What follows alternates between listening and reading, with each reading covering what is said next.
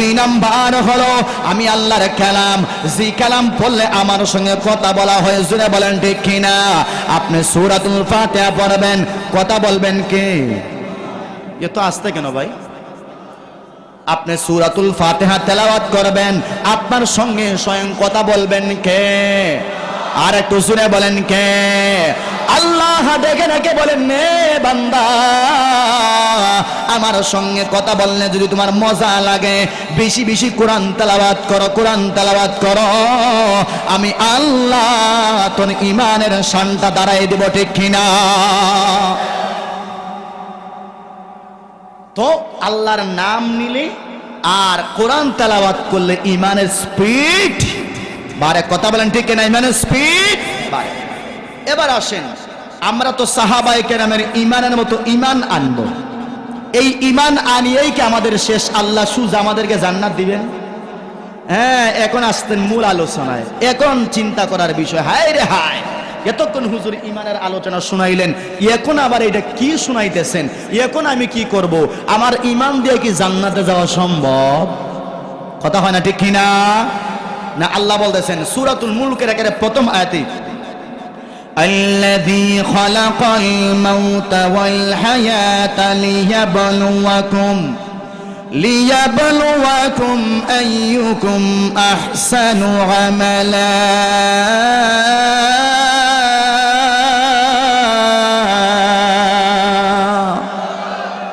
আল্লাহ বলতেছেন আমি তোমাদেরকে এই পৃথিবীতে সৃষ্টি করেছি পরীক্ষা করার জন্য, কে পরকালের ক্ষেত্রে ভালো আমল করে আর কে খারাপ আমল করে, এটা পরীক্ষা করার জন্য তোমাদেরকে সৃষ্টি করেছি।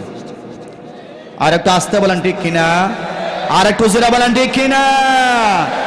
হ্যাঁ, শুধু আমরা জান্নাত পেয়ে আমরা যে এই ঈমান আনছি, ঈমান আনার পরেই যে আল্লাহ আমাদেরকে জান্নাত দিবেন, ভাই এত সহজ না। ঈমান আনলেই যে আমরা জান্নাতি হয়ে যাব, এত সহজ না। আল্লাহ রাব্বুল আলামিন এক আয়াতে আল্লাহ রাব্বুল আলামিন বলতেছেন যে তারা কি এটা ভাবে যে ঈমান আনার পরেই এই কামটা শেষ, অথচ তাদেরকে পরীক্ষা করা হবে না? কথা বলেন, পরীক্ষা করা হবে কিনা? এটা আমার কথা না, কার কথা? কথা সবাই বলেন, কার কথা? আল্লাহ বলতেছেন আহাসিবান নাসু আইয়ুতরাকু আইয়াকুলু আমান্না আমান্না ওয়া হুম লা ইফতানুন।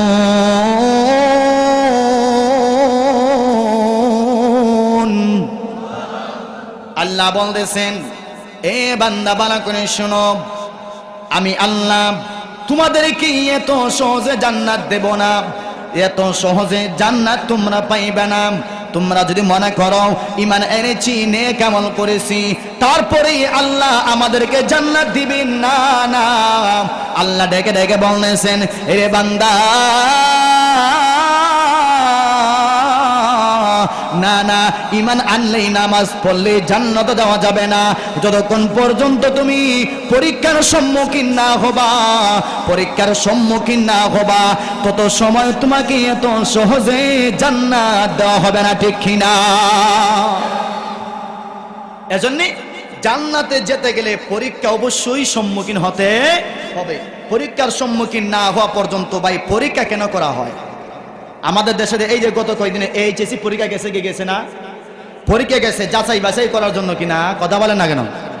পরীক্ষা কেন করা হয়? কে আসল কে নকল, কে ভালো লেখাপড়া করছে কে খারাপ লেখাপড়া করছে, ওইটা যাচাই বাছাই করার জন্য পরীক্ষা করা হয়। কথা বলেন ঠিক কিনা? ভাই আমার পরীক্ষাই হইল না, আমি ভালো লেখাপড়া করলাম নাকি খারাপ লেখাপড়া করলাম, ওইটা যদি যাচাই বাছাই না হয় তার লেখাপড়ার দরকারটা কি? কথা হয় না ঠিক কিনা? একটা কথা আছে না, শিক্ষা জীবন ভালো ছিল যদি না হতো পরীক্ষা, পরীক্ষা যদি না হতো তাহলে শিক্ষা জীবন ভালো। ওটা কথা ভালো? ওটা ভালো না তো। পরীক্ষা করা হয় আসল নকল যাচাই বাছাই করার জন্য, কে সত্যবাদী কে মিথ্যাবাদী, আমার দ্বীনের ক্ষেত্রে, ঈমানের ক্ষেত্রে, ইসলামের ক্ষেত্রে, কোরআনের ক্ষেত্রে, মসজিদের ক্ষেত্রে, মাদ্রাসার ক্ষেত্রে কে বাস্তবে মহব্বত পোষণকারী, কে সত্যবাদী, ওইটা পরীক্ষা করার জন্যই আল্লাহ পরীক্ষার সম্মুখীন করবেন। কথা বলেন ঠিক কিনা? আমি বললাম মাদ্রাসাকে ভালোবাসি, আলিম উলামাকে ভালোবাসি, মসজিদকে ভালোবাসি, সময় আসলে দেখা যায় ভালোবাসা পাছা দিয়ে ফেলায়। আর একটু জোরে বলেন ঠিক কিনা? ওই সময় ভালোবাসা কোথায় থাকে? ওই সময় ভালোবাসা থাকে না তো, ওই সময় ভালোবাসার 12টা বাজায় যায়। কথা বলেন ঠিক কিনা? প্রকৃত ভালোবাসাকে আল্লাহ রাব্বুল আলামিন পরীক্ষা করার মাধ্যমেই আল্লাহ যাচাই বাছাই সমাজে পণ্ডিত করে দিবেন। যতই জুলুম নির্যাতন হোক না কেন, স্ত্রী হারা হও না কেন, সন্তান হারা হও না কেন, ভাই হারা হও না কেন, আল্লাহ যত পরীক্ষার মধ্যে ফেলাইবেন, পরীক্ষার মধ্যে যতই তুমি উত্তীর্ণ হইবা ততই তোমার সম্মান বাড়াইবে কে? সবাই জুড়ে বলেন কে?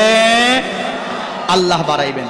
এজন্য ভাই আল্লাহ রাব্বুল আলামিন আমাদেরকে পরীক্ষা করবেন। সূরাতুল বাকার এক আয়াতে আল্লাহ বলতেছেন, বলবো কথা হয় না, وَلَنَبْلُوَنَّكُمْ بِشَيْءٍ مِّنَ الْخَوْفِ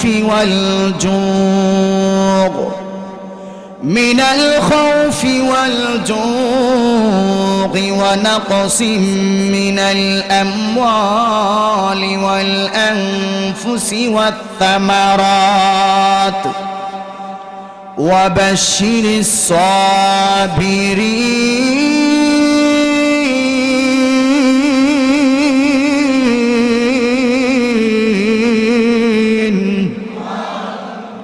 আমার আল্লাহ বলেন, এ বান্দা, ঈমান আনার পর তুমি নিরায়ে বসে থাকবে না। তুমি যদি মনে করো আমি ঈমান আনলাম, নেক আমল করলাম, আমার আর কিছু লাগবে না, আমার আল্লাহ বলেন বান্দা,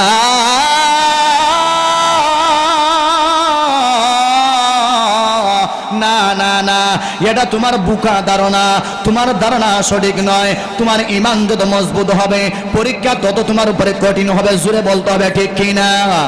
আমার আল্লাহ বলেন বান্দা, তোমার ঈমান যত মজবুত, পরীক্ষা তোমার উপর তত কঠিন। যত কঠিন পরীক্ষা হয় তত তোমার ঈমানের মজবুতি বাড়ায় দেয় কে? সবাই জবান খুলে বলেন কে? এজন্য আমার আল্লাহ বলেন, وَلَنَبْلُوَنَّكُمْ بِشَيْءٍ مِّنَ الْخَوْفِ وَالْجُوعِ وَنَقْصٍ مِّنَ الْأَمْوَالِ وَالْأَنفُسِ وَالثَّمَرَاتِ وَبَشِّرِ الصَّابِرِينَ।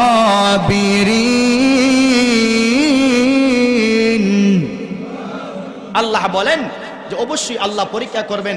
তোমাকে অসুখ দিয়া, তোমার ফসল নষ্ট করে দিয়া, সম্পদ নষ্ট করে দিয়া, রোগ বালা মুসিবত দিয়া, সন্তান হারানো দিয়া, বিভিন্ন ভাবে আল্লাহ রাব্বুল আলামিন তোমাকে পরীক্ষা করবেন। তুমি যদি পরীক্ষার মধ্যে উত্তীর্ণ হও, তখন তোমার জন্য রয়েছে আল্লাহর তৈরি স্পেশাল জান্নাত, জান্নাতুল ফেরদাউস। চিল্লায় বলেন ঠিক কিনা? আর যদি পরীক্ষা আমার উপরে আসছে, ভাই মুমিনের উপরে যখন রোগ বালা মুসিবত হয়, তখন ওইটা আল্লাহর পক্ষ থেকে পরীক্ষা। জোরে বলেন ঠিক কিনা? আর কাফের বেদিনের উপরে যখন রোগ বালা মুসিবত হয়, এটা বুঝবেন আল্লাহর পক্ষ থেকে গজব। কথা হয় না? আর একটু জোরে বলেন ঠিক কিনা? কাজেই আমরা পাক্কা ইমানদার, পাক্কা মুসলমান, পাক্কা মুমিন। আমাদের উপরে যদি রোগ বালা মুসিবত হয়, আমার সন্তান মারা যায়, আমার ফসল ধ্বংস হয়ে যায়, আমার গাবি মারা যায়, আমার দোকান পুড়িয়া যায়, আমি নামাজি, ভরসা করতে হবে কার উপরে? আসতে বললেন কেন ভাই? সবাই বলেন ভরসা করতে হবে কার উপরে? কারণ আল্লাহ নিজে বলতেছেন, যার ঈমান যত মজবুত তার উপরে আমার আল্লাহর পরীক্ষা তত কঠিন থেকে কঠিন। কেননা আল্লাহ তাকে নিজে ভালোবাসে। সুবহানাল্লাহ নাই? সবাই বলেন সুবহানাল্লাহ। ভাই দেখবেন স্বামী স্ত্রীর একটা ছোট্ট একটা, 1 মিনিটে বলি, দেখবেন যেই গড়ে স্বামী স্ত্রীর মহব্বত বেশি, একেবারে সীমার বাহিরে মহব্বত, ভালোবাসা, দেখবেন সামান্য কথাও যদি বলে, ইশারা ইঙ্গিতে বলে, হাসি ঠাট্টার চলে বলে, তারপরে দেখবেন মহব্বত যেখানে বেশি, হাসি ঠাট্টার চলে একটা কথা কইলে ওরা সহ্য করে না। কথা বলেন ঠিক কিনা? কেন কেন সহ্য করবে? কারণ তুমি আমার তোমার জীবনে যদি বেশি মহব্বত করো, ওইটা সহ্য করার মতো আসেনি। কথা বলেন ঠিক কিনা? এজন্য আল্লাহ রাব্বুল আলামিন আমাদেরকে বেশি মহব্বত করেন। এজন্য ইমানদারের উপরে আল্লাহ পরীক্ষা দেন, যাতে আমার বান্দার ইমানের স্পিড বাড়ে, মর্তবা দিন দিন বাড়ে। সুবহানাল্লাহ নাই? আল্লাহ আমাদের মর্তবা বাড়ানোর জন্যই আমাকে রূপ দিবেন, আমার ফসল নষ্ট করবেন, আমার গাবি মারা যাবে, আমার দোকান পুড়ে যাবে, আমার মাছ সব মারা যাবে, আমার সন্তান মারা যাবে, অসুখ আসবে। এটা আমার মর্তবা আল্লাহর কাছে দিন দিন বাড়ানোর জন্য। সুবহানাল্লাহ। এখন আমার বাচ্চা মারা গেছে, এখন আমি যদি কই আল্লাহ আমারে দেখছে আর কেউরে দেখছে না, এরকম হয় কি হয় না? মহিলাদের জবান এরকম উচ্চারণ হয় না কথাগুলা? বিপদ আসছে, আল্লাহ খালি আমারে দেখছে আর কেউ দেখে না, এরকম কথা বলে কিনা? এর কথা বলে না কেন? আমাদের সিলেটে মহিলা এরকম বলে, আমি নিজের কানে শুনে অনেক সময় কথা বলে না। নাউজুবিল্লাহি মিন যালিক। আরেকটা কথা, শিরকি কথা, সাবধান। এখানে মা বোনরা যারা আছেন, বাড়ি ঘরে আছেন, একটা কথা বলবেন না, সাবধান। শিরকি কথা, কথা ঝগড়া লাগলেই আল্লাহ একবারে উপরে আসে। নাউজুবিল্লাহ নাই, ওই দেখছেন এত আসতে। নাউজুবিল্লাহ। আল্লাহ বেড়া না বেড়ে? বেড়া। নাউজুবিল্লাহি মিন যালিক। দেখছেন হুজুর, আল্লাহ বেড়া। নাউজুবিল্লাহি মিন যালিক। সাবধান, এরকম কথা এটা শিরকি কথা। আল্লাহ যেন আমাদেরকে এরকম কথা থেকে হেফাজত করেন। আমিন। আসতে গন আর একটু জোরে বলেন আমিন। সাবধান, আল্লাহ একবার উপরে আছেন, আল্লাহ একবার উপরে আছেন, এরকম কথা বলবা না। বিবিকে নিষিদ্ধ দিবা, বাচ্চাকে নিষিদ্ধ দিবা, এটা শিরকি কথা। ঈমান থাকবে না ভাই, কথা বলতে হবে, ঠিক কিনা? বাড়ি থেকে নিষেধ দিবেন, এটা শিরকি কথা। তো বলতেছিলাম, আমার উপরে যত বেশি পরীক্ষা হবে আমার মর্তবা আল্লাহ তত বাড়াই দিবে। জোরে বলেন ঠিক কিনা? আর একটু জোরে বলেন ঠিক কিনা? এজন্য ঈমানের পরীক্ষায় উত্তীর্ণ হলেই জান্নাত। সুবহানাল্লাহ নাই? আর একটু জোরে বলেন সুবহানাল্লাহ। আমার ভাইয়েরা, এবার ভালো করে শুনবেন। বিশ্বনবীর একজন সাহাবী, নাম তার আব্দুল উজ্জা। সে তখন ছিল বিধর্মী, মূর্তি পূজা করেছে, হিন্দুদের মূর্তি পূজা সে করত। পয়গম্বরে আরবীর দরবারে আসিয়া কালেমা পড়িয়া মুসলমান হয়ে গেছে। সুবহানাল্লাহ নাই? দিলটা ঠান্ডা লাগলো না? এত হাজার মানুষ, আর একটু জোরে বলেন না সুবহানাল্লাহ। এ মুসলমান ভাই, ভালো করে শুনবেন। বিশ্বনবীর সাহাবী আব্দুল্লাহ মুসলমান হয়ে বাড়িতে গেছেন। ওনার মায়ে জানে না, ওনার বাবা মারা গেছে অনেক দিন আগে। ওনার চাচা ওনার সংসার চালায়, ওনার চাচায় জানে না, ওনার ফ্যামিলির কেউ জানে না। আল্লাহর পয়গম্বর বললেন, ওরে আব্দুল্লাহ,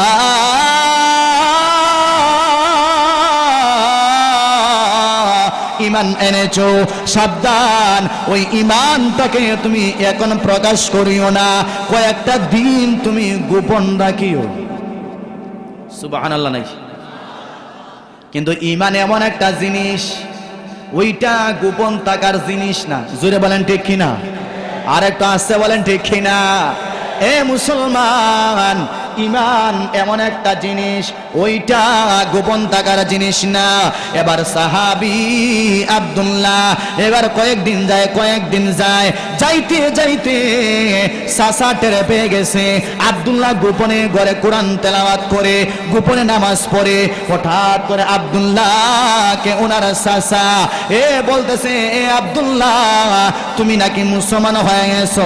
এবার আব্দুল্লাহ বলতেছে, ও আমার চাচা,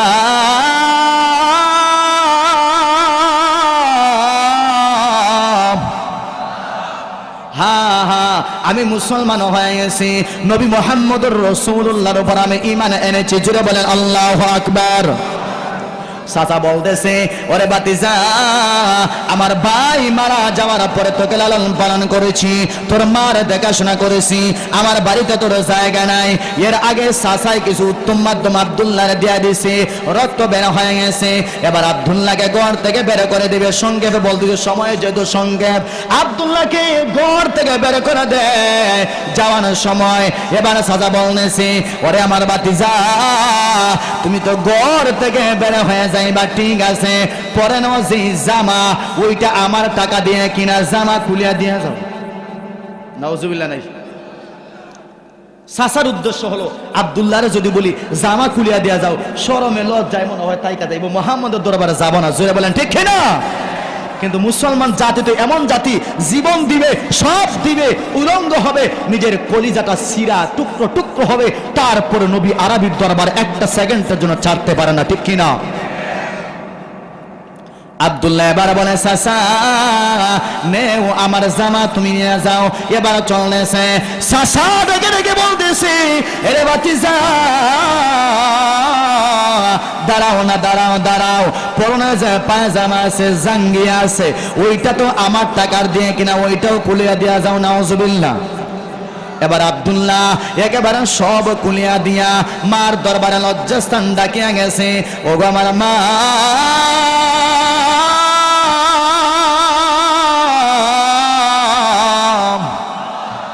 আমি না তোমার সন্তান আব্দুল্লাহ, 10 মাস 10 দিন না তোমার পেটে ধারণ করেছিলাম।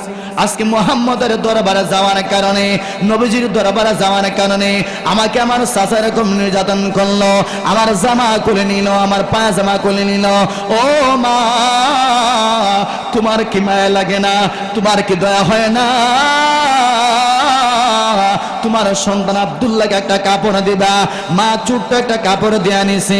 লজ্জাস্থান ডাকলে পিছন ডাকতে পারে না, পিছন ডাকলে সামন ডাকতে পারে না। জোরে বলেন আল্লাহু আকবার।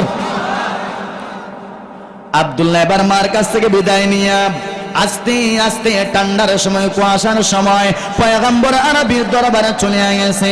ফজরের নামাজের আগে নবীজির দরবারের সামনে বসিয়া রয়েছে। নবীজি দরজা যখন খুললেন, তাকায় দেখলেন কে যেন মুড়ি মারা বসিয়া রয়েছে, সারা শরীর উলঙ্গ, কোনো কাপড় নাই। নবীজি বলেন মান আনতা, তুমি কে? তখন আব্দুল্লাহ বলে আনা আব্দুল্লাহ। নবীজি বলেন আইনা আব্দুল্লাহ আবার কে? কে আমার আব্দুল্লাহ? আমার সাহাবীর নাম তো অনেকের আব্দুল্লাহ আছে। এবার সাহাবী আব্দুল্লাহ বলে ও পয়গম্বর, অনেক দিন আগে, প্রায় 8 মাস আগে তোমার দরবারে কালিমা পড়ে মুসলমান হয়ে গেছিলাম। আমার নাম ছিল আব্দুল উজ্জা, আমি আব্দুল্লাহ। নবীজি বলেন আব্দুল্লাহ, তোর বাবা না কুটিপতি, তোর এরকম অবস্থা কেন? আব্দুল্লাহ বলতেছে আল্লাহর পয়গম্বর, একমাত্র তোমাকে ভালোবাসার কারণে, মহব্বত করার কারণে, তোমার মহব্বত দিনে জায়গা দেওয়ার কারণে, আপনার আদর্শ মাথায় নেওয়ার কারণে, আপনার আদর্শ গালে আনার কারণে, আপনার আদর্শ আমার বডিতে আনার কারণে আমার চাচা আমাকে এরকম নির্যাতন করেছে, ঠিক কিনা? আজকে কয়জনের গালে নবীর আদর্শ আছে? কয়জনের মাথায় নবীজির আদর্শ আছে? কয়জনের গায়ে নবীজির আদর্শ আছে? জুড়ে বলতে হবে, ঠিক কিনা? এ মুসলমান ভাই, আল্লাহর পয়গম্বর এবার ঘরের ভিতরে গেলেন। ঘর থেকে 2 টুকরা কাপড় আনিয়ে আব্দুল্লাহকে দিলেন। ওরে আমার আব্দুল্লাহ,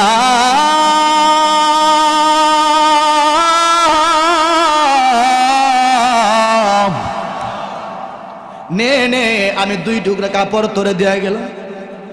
এই পর থেকে আব্দুল্লাহ নাম পরিবর্তন হয়ে গেছে, 2 কাপড়ওয়ালা, 2 চাদরওয়ালা, আব্দুল্লাহ জুলবাদা জাইন। সুবহানাল্লাহ।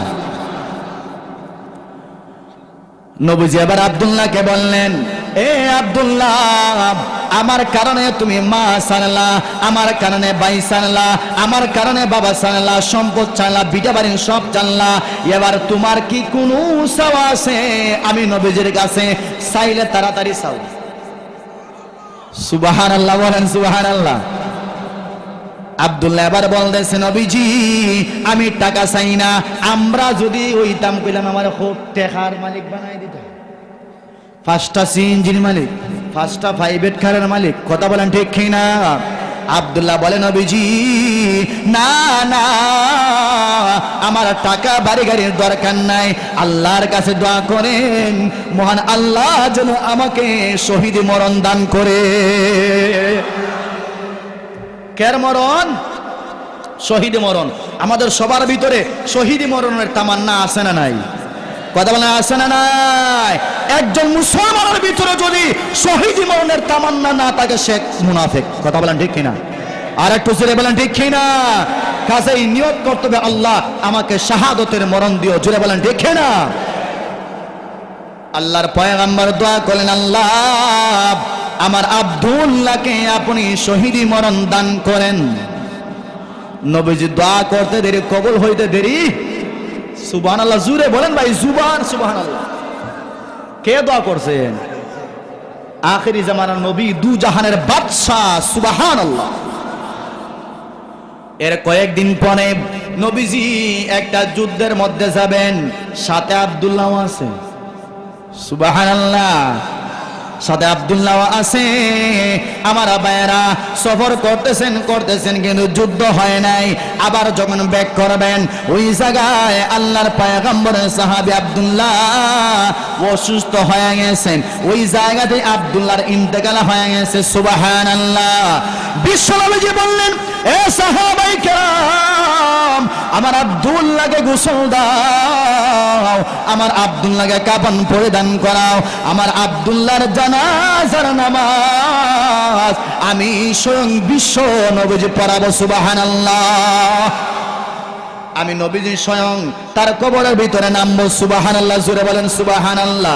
আল্লাহর পয়গম্বর জানাজার নামাজটা পড়াইলেন।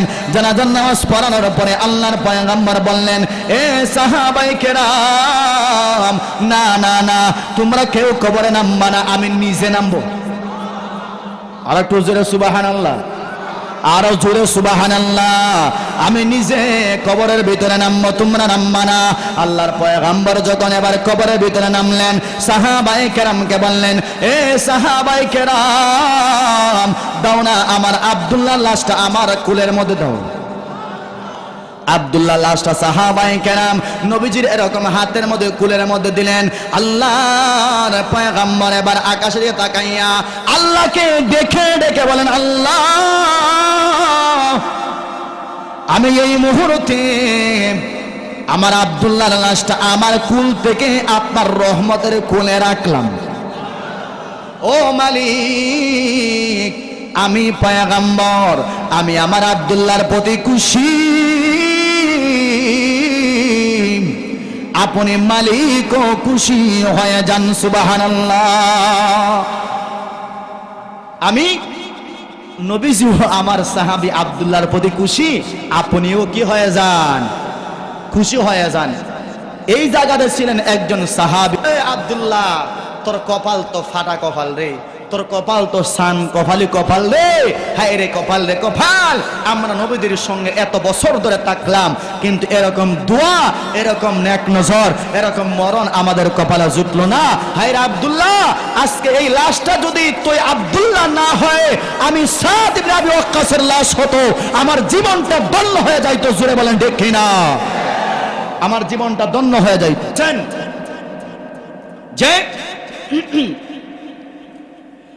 আমার লাশ যদি এই আব্দুল্লাহ লাশ না হয়ে আমার লাশটা যদি, তাহলে আমার কপালটা কত ভালো ছিল, কপালটা কতই ভাগ্যবান ছিল। কিন্তু না না, আজকে আব্দুল্লাহ লাশটা স্বয়ং নবীজির হাত দিয়ে কবরে নামলো। নবীজি নিজে বলতেছেন, আল্লাহ, আমি আমার আব্দুল্লাহর প্রতি খুশি, আপনিও খুশি হয়ে যান, আপনিও কি হয়ে যান, খুশি হয়ে যান। কাজী ভাই, ভালো করে একটা কথা শুনবেন, ভালো করে শুনবেন, আমার সময় একেবারে কাছাকাছি। একটা কথা আপনাদেরকে শুনিয়ে দিয়ে যাই, কারণ এত দূর থেকে যেহেতু আসছি, আর আমার কলিজার টুকরা বড় ভাই, আমাদের সারা বাংলাদেশের পরিচিত মুখ, আমরা যাকে আনসারি হুজুর রহমতুল্লাহ আলাইহি মারা যাওয়ার পর যাকে আমরা বলি সানি আনসারি, কথা বলেন ঠিক কিনা? উনি আজকে আপনাদের এখানে হাজির। খুশি না বেজার? কথা, খুশি না বেজার? সব জায়গায় তো উনারে মানুষে নিতেও পারে না। আলহামদুলিল্লাহ, আল্লাহ আপনাদের জন্য উনাকে কবুল করছেন, সকালে বলেন আমিন। সর্বশেষ আমার বিদায়ের ক্লান্তি লগ্নে একটা কথা বলে যাই, মুক্তাগাছার যুবক ভাইরা যারা আছেন, কান করে শ্রবণ করেন। ওই কথাটা যদি আমার বিষয়ের উপর না, কিন্তু প্রাসঙ্গিকভাবে বিষয়ের উপর চলে আসছে, এখানে মেহেরবানি করে যুবক ভাইকে একটা হাত তুলেন, শুধু যুবক, শুধু যুবক। আলহামদুলিল্লাহ, হাত নামান। নারে তাকবীর, নারে তাকবীর। দিন ইসলাম, দিন ইসলাম, কোরআন সুন্নাহর আলো, আল হাদিসের আলো, ওলে আলিম উলামা যেখানে, নাচ গান যেখানে, ব্রাজিল আর্জেন্টিনার খেলা যেখানে, মুখ দিয়া বলছেন, জবান দিয়া মনে হয় বলছেন, কিন্তু দিল দিয়া কথা দিল দিয়া। হ্যাঁ যুবক ভাইরা, একটা কথা আমি আপনাদেরকে প্রকাশ্যে দেখিয়ে দিতে চাই। আজকে যুবক ভাইরা কোন রাস্তায় চলতেছে, তোমরা কোন রাস্তায় যাইতেছো? তোমার বাবা তোমাকে এত কষ্ট করে লালন পালন করতেছে, কিন্তু আজকে তুমি আর্জেন্টিনার ভক্ত হয়ে, মেসির ভক্ত হয়ে আমার নবীজির আদর্শকে পিছনে ফেলাইয়া লাথি মারতেছো। জুড়ে বলেন ঠিক না? আমার নবীজির আদর্শকে পিছনে ফেলাইতেছো। আমার নবীজির আদর্শ তোমার মাথায় নাই, আজকে মেসির আদর্শ তোমার মাথায়। কথা বলেন ঠিক কিনা? অথচ আমার আল্লাহ বলতেছেন, ইয়া আইয়ুহাল্লাযীনা আমানু লা তাত্তাখিযুল ইয়াহুদা ওয়ান নাসারা আউলিয়া বা'দুহুম আউলিয়া বা'দ। হে ঈমানদার, ভালো করে শোনো, সাবধান, তোমরা মুসলমান জাতি কখনো বেঈমান ইহুদি নাসারাদের সঙ্গে বন্ধুত্ব স্থাপন করিও না। কথা বলেন ঠিক কিনা? আজকে আমার দিলের ভিতরে মেসিকে জায়গা দেই, আমার দিলের ভিতরে নেইমারকে জায়গা দেয়। এমনকি একটা সন্তান প্রমাণ সহ আমার কাছে আছে, বলতেছে যে আমার বাবা যদি মারা যেত তাহলে আমার মাকে ব্রাজিলের নেইমারের কাছে বিয়ে দিয়ে দিতাম। নাউজুবিল্লাহ। আর আসতে বলে নাউজুবিল্লাহ। আল্লাহ রাব্বুল আলামিন যেন ইহুদি খ্রিস্টানের চক্রান্ত থেকে আমাদের যুব সমাজকে হেফাজত করেন। সকলে বলেন আমিন। ওয়া আখিরু দাওয়ানা আনিল হামদুলিল্লাহি রাব্বিল আলামিন। আসসালামু আলাইকুম ওয়া রাহমাতুল্লাহি ওয়া বারাকাতুহু।